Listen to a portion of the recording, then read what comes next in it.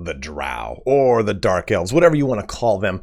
But there is already a generic faction that is roughly like this in the game, but it doesn't really quite edge into, edge into the amount of destruction or evilness that I would want for my Drow. So in this video today, we'll be building out the Drow faction led by Lolth, the Spider Queen. And this is, of course, guys, going to be basically a blueprint, a guideline. You don't need to follow this word for word. Play the game how you want. Don't min-max Age of Wonders 4 because the game is just so much about discovery and approaching it and however the way that you want to. So let's go through that here today. We're going to basically build the faction out. I'm going to go through the tomes that I would select here and how I would best approach this faction. If this is your first time watching one of my faction videos, I've got tons in the upper right corner that you can check out with my playlist. Also, if you're brand new to the game or trying to get to a better portion of the game, I do have a really good advanced tips guide that you can find in the description and pinned comment. But don't forget to check that all out. If you want, you can just quickly navigate to any part of the video that interests you the most using the chapters in both the timeline and the description. Also, if you've not yet picked up the game, you can use my link to my Nexus Store. Nexus is going to give you a Steam key, and it's going to be directly from the developer. It is a great way to support the channel as well as my mini Australian Shepherd's tyrannical toy addiction.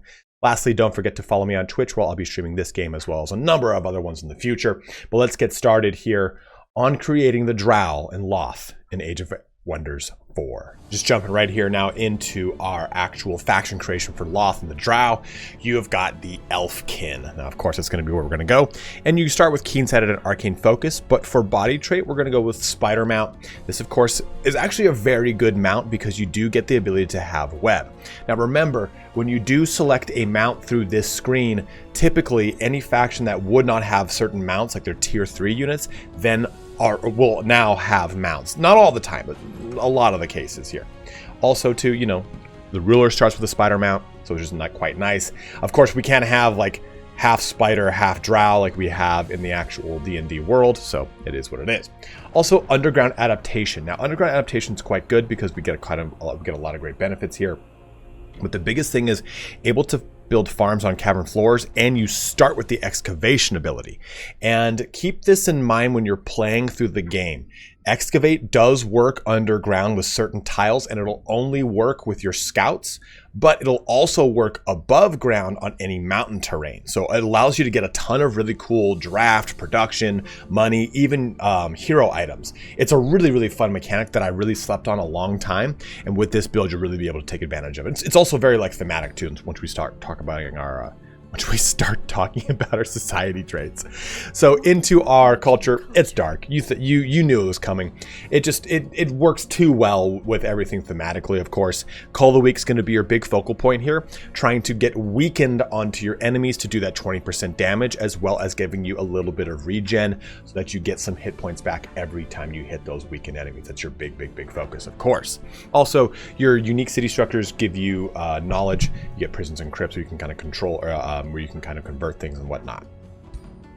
Into our society traits here, let me unselect these. So we're going to go Scions of Evil. It's a natural, like, easy pick here.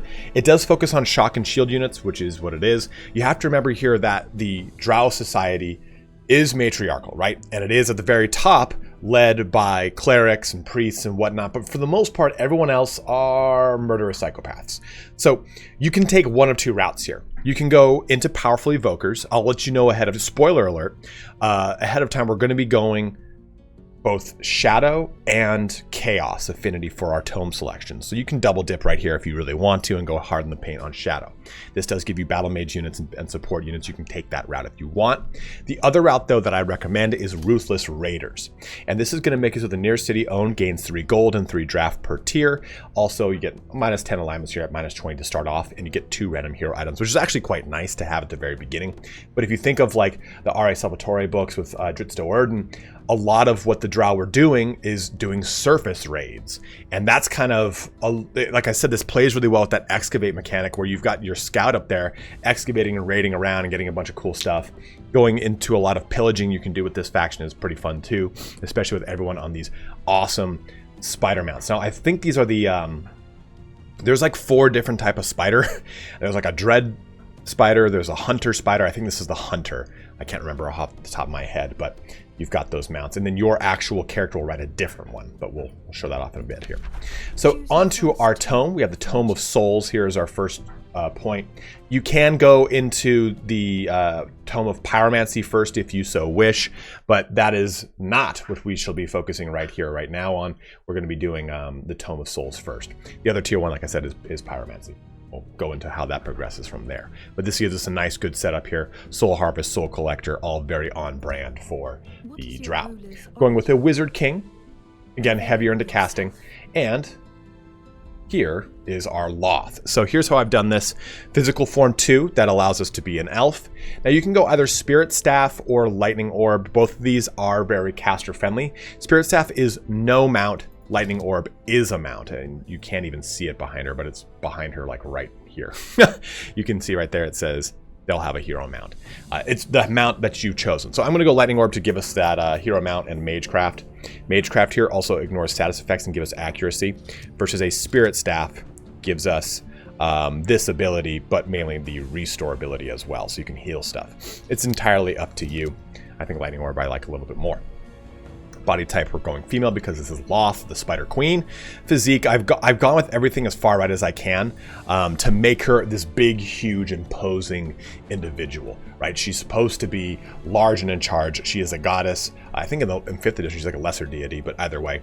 Skin color, we've gone with this kind of like bluish, dark gray. It's the closest thing we can kind of get to like the pure black of a Drow. And skin decoration is off with a pose that's kind of something like that. Head, just a bitchy looking elf. Just really angry. Eye color, we want that glowing red. You can have as much fun with the hair as you so wish, whatever you want to do. And then white, of course, for the hair. And the outfit here is perfect because it's got that I think this is just innately like it was meant for it, right? You get this very spider looking stuff and these really cool shoulder pads as well. Armor color is black. And for our race, we made them all small. If you did not know, Drow in the D&D universe are like sub 5 feet. Dritsto Erden is like 5'4", 130 pounds. He's not a big boy. So Drow, even amongst the other elves, are very, very small. So we've put them all their smaller sliders here with the same kind of other factors that our Lolth has as well. And the faction icon, as you would imagine, it's a big old spider. I can't do something cool like purple and black for some god-awful reason, so this is what I've gone with. I know there's a mod to change these color things, but I don't know if it shuts off achievements, so I've not used it. So if you have and it doesn't shut off achievements, let me know in the comment section below. Now, for our title, we've gone with Spider Queen. You can go with Demon Queen, whatever you want. First name, Lolth. And then our race is Drow. So that is it. That is how you create this faction in the game. Let's jump over to some tome selections and how we would see that progression work. Moving into the game, there's the excavate button I want to talk about real quick. Now, I got this confused with prospect, which is actually part of a society trait. So ignore what I was talking about earlier and being able to kind of raid and excavate mountains. I completely got that confused, so I apologize.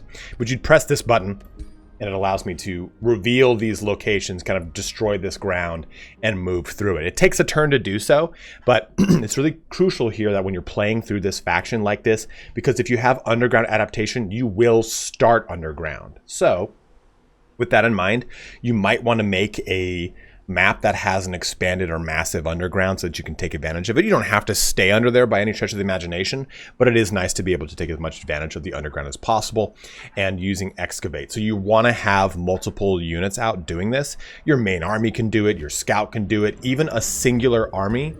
If I just take this and move one person out of this, even this little guy on his own can excavate. So just having a bunch of just crap ass units walking around excavating, if you're staying underground, is going to be absolutely key to this style of play with this character or any character for that matter. So let's jump now into our tomes. So as always, we start first with our Tome of Souls like we talked about, and we're not really going to lean into the necromancy portion of Shadow Affinity. While that you can go that route if you want to be that kind of Drow, by all means do it. If you wanted to start with cryomancy instead or really get away from Tome of Souls, you're definitely able to do so. But we're going to go for our first tier 1 tome outside of our starting one with the Tome of Pyromancy like I was talking about. Very on brand here. Lots of cool fire magic to take advantage of. Searing blades and fire arrows is going to look aesthetically very cool with your army too. Pyromancers you can summon into things. A lot of really fun to be had there.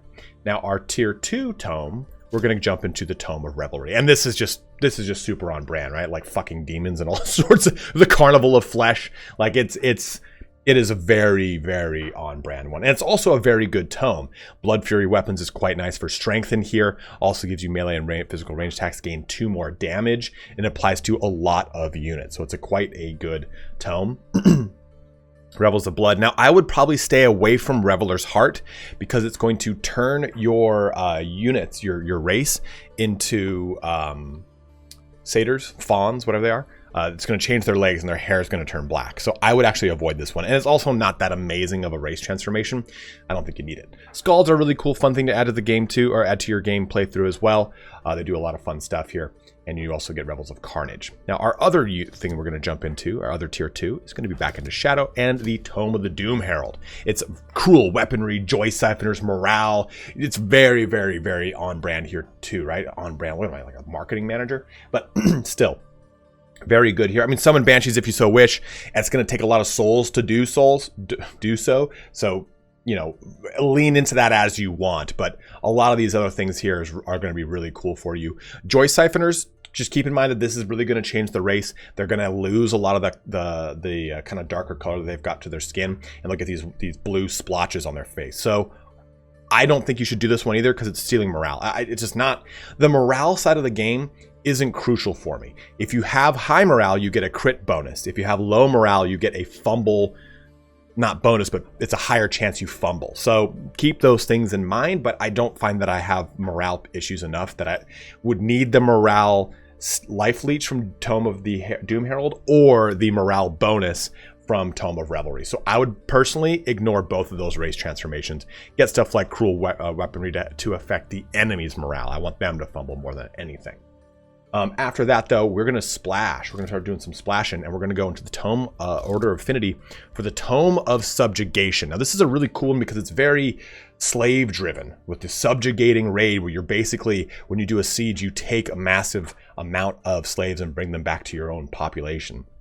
Intimidating aura here. Tyrant Knight, which is going to ride a spider. There's those specific cast of like super elites that I cannot think of in the Drow society that are like the hybrid, right? The half spider, half Drow. These could be represented here with this Tyrant Knight, which is pretty cool. Final Ultimatum as well for some fun routing things to do a lot of damage to routing stuff. And you get the Baron's Palace, which is that little bit of opulence you get the higher tiers of society. So that's your tier 3 splash.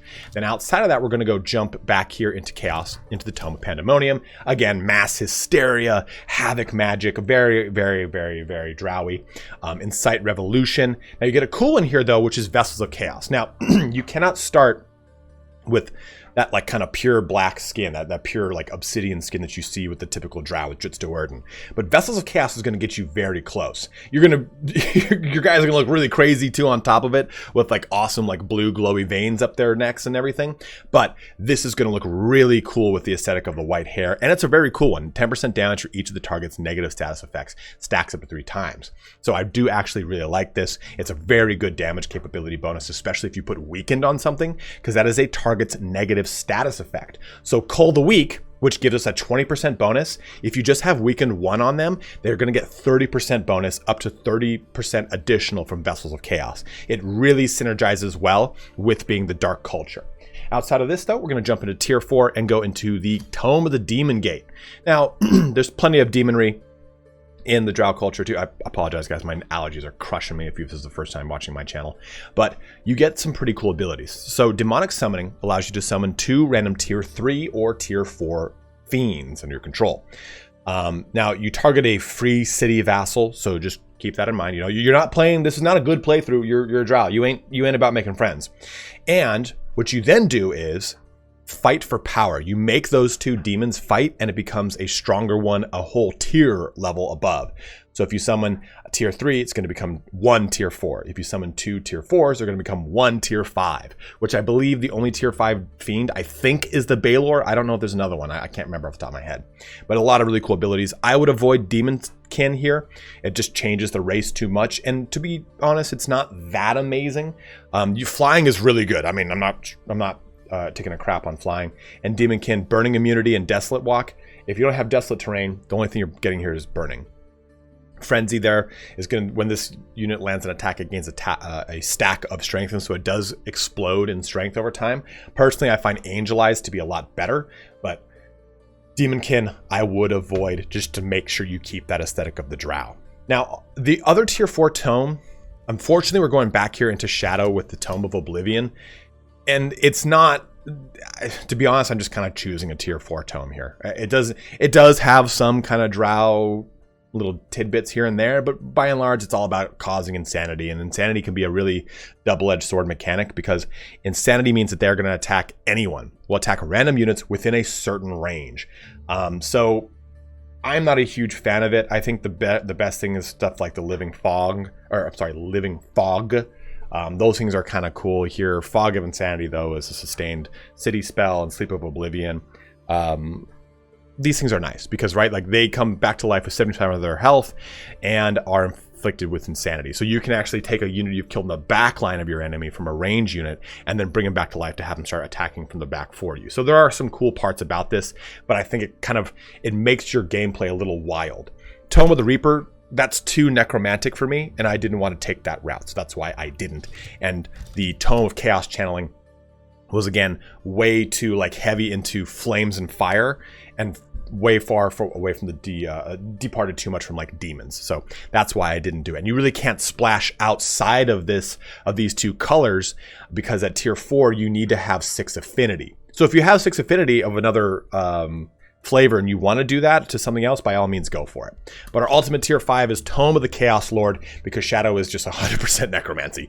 And this is pretty on brand too, again, right? So you got Demonic Onslaught, Incite Rebellion here, Call Forth Avatar of Chaos, because you are a goddess after all, and Summon up a Baelor. So a lot of really cool and fun abilities and things that you can do here with this Drow playthrough and playing Lolth in Age of Wonders 4. But that brings our video here to a close, guys. So if you have any other suggestions of how you would approach this faction, by all means go ahead and let me know in the comment section below. Maybe you want to go with some antithesis and go both chaos and order, because the Drow society is not an internally chaotic society. Sure, they do sow chaos, but internally they are a very rigid system. You could go really heavily into stuff like the Tome of Zeal, the Tome of Inquisition, Subjugation, and Exhalation, and maybe Tome of Sanctuary more. Maybe Supremacy. I go Supremacy. That's Subjugation and Supremacy, which is kind of like the evil side of order, which is very, very cool. So you can still do a lot of different things, not sticking strictly with chaos and dark, but I do think, or shadow, I do think shadow and chaos is where my brain initially went. But as always, guys, thank you so much for watching here today. I got another one coming out here for Numenorians and some other fun stuff, but go ahead and let me know any build suggestions you'd like to see in the comment section below. But as always, thank you so much for watching. Have a good one and take care.